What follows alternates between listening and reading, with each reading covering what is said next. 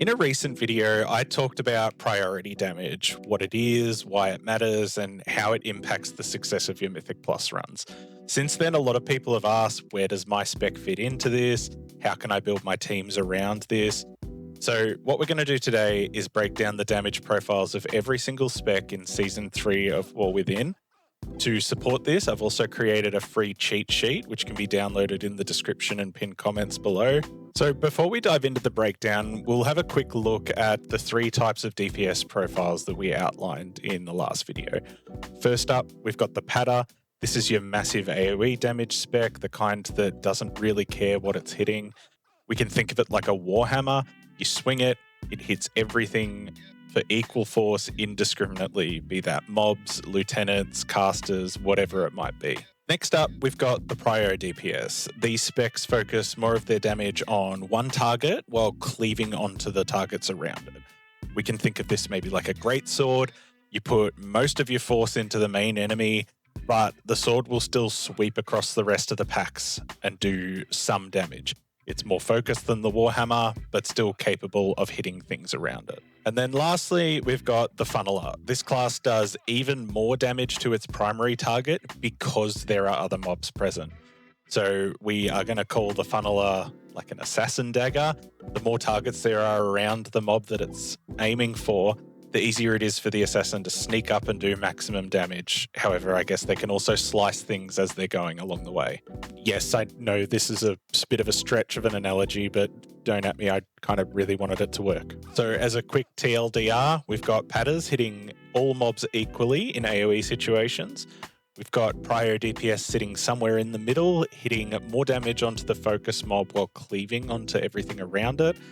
And then Funnelers, which are amazing at nuking their focus mob, but only if their fuel is alive around it. Now that we've got the framework, let's have a look at how each of the specs fits into these categories and how you can use this information to build the most effective Mythic Plus comps possible. So as mentioned before, we're going to be working off of the damage profile PDF, which I've created. So here's how it works.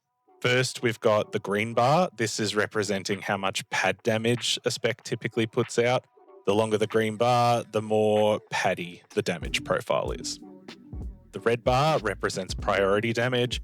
This is how much extra damage the spec funnels into its main target, like a lieutenant mob or anything with more HP. And then on top of that, we've got some extra tags that can help you better understand each of the classes.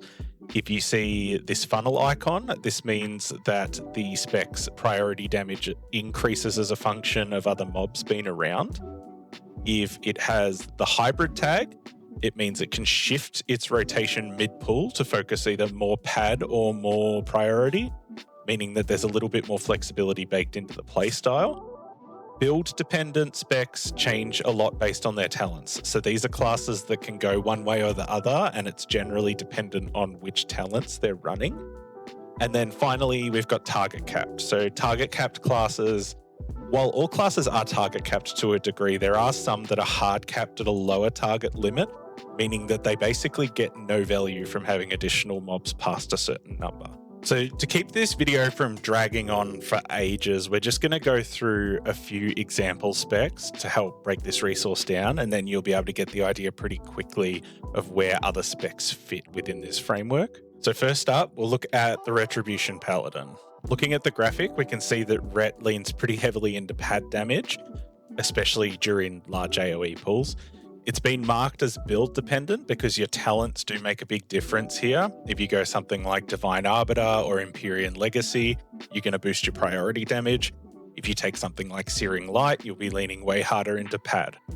Ret's also labelled as a hybrid spec because it can shift its rotation mid-pull, for example, using Final Verdict more to push out more priority damage at the cost of some of the AoE damage. Next, let's have a look at Assassination Rogue. So this one's tagged as a funneler. This means that it's doing more damage to its primary target because other mobs are around it. So this is thanks to things like bleeds on nearby mobs, generating more combo points and energy, letting the rogue pump out more spenders onto its main target. And then lastly, we'll look at Fury Warrior. So Fury has been given the target cap icon because its core ability Rampage can only cleave onto a fixed number of targets.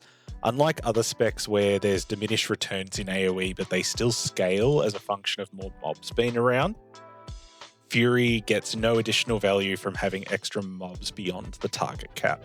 So these are just a few examples, but you can start to see how each class breaks down in terms of its damage profile as well as the qualifying icons that are being given to them. So before we go any further, I do just think it's important to clarify something. These bars aren't actually an indication of how much damage the spec's doing overall. It's not a tier list, it's not reflective of tuning or anything like that. Instead, it's mainly showing how the damage is distributed given pull. So whether they're hitting all mobs equally or whether there's more priority damage, it's not about the numbers, it's about the spread of the damage. So Augmentation Evoker is a really good example. If we look at this chart, Aug does a lot of very paddy damage. However, we know that with the tuning at the moment, Aug's actually doing a pretty low amount of damage itself. So very paddy damage profile, but not a lot of pad damage, so to speak. Also, I will be the first to admit I'm definitely not a master of every DPS spec in the game. If you think I've misjudged something or you've got more insight into a specific spec and how it plays, please just let me know in the comments. I will keep this PDF updated to make it as accurate as possible. So what can we do now that we've got access to all this information? Well, the first is something I mentioned in the last video, which is diagnose your group's damage profile. If you're finding that a lieutenant mob is alive long after all the small ads are dead, you need more priority damage. If the lieutenant mob is being obliterated and lots of smallies are being left alive for a long time, you need more pad damage. The second is to adjust your build to match the group. So if you're playing a spec that's marked as build dependent, you can adjust your damage profile to suit the other members of the group. Have you got 2 funnel specs in there? Maybe go into an AoE build. If you've got a lot of paddy sort of damage already, maybe swap harder into that priority focused build. The third point is respect your funnelers. We know now from both this video and the last video that funnel DPS do more damage based on the amount of mobs alive around the focus mob.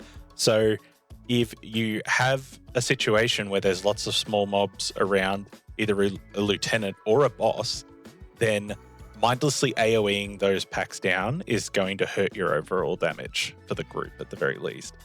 Now, I'm not saying leave them alone completely. They do need to die at some point, but you shouldn't be trying to pad your own meters by killing these small mobs as quick as you can. The last is plan your pulls around target caps. If you're playing with classes that are labeled as target capped, like the Fury Warrior, consider maybe pulling smaller, tighter groups and moving through them more quickly. So this is sort of exactly what the Fizz comp in Season 2 of War Within did. Lots of small controlled pulls that capitalized on the damage profiles of the DPS in the group. So as a quick wrap up, the best Mythic Plus groups will have an equal and balanced mix of both pad and priority damage, but they will also plan their routes and pulls around the profiles of their comp. I hope this video was helpful as a follow-up to the priority damage video. Again, if you notice anything wrong with the PDF, please let me know in the comments. I want to keep it as updated as I possibly can. If you have any other questions, drop them down in the comments as well. I want this to sort of be as useful a resource as possible. If you found the video useful, drop a like and subscribe, all of that, YouTuber jazz. But yeah, otherwise, until next time, gamers, take care.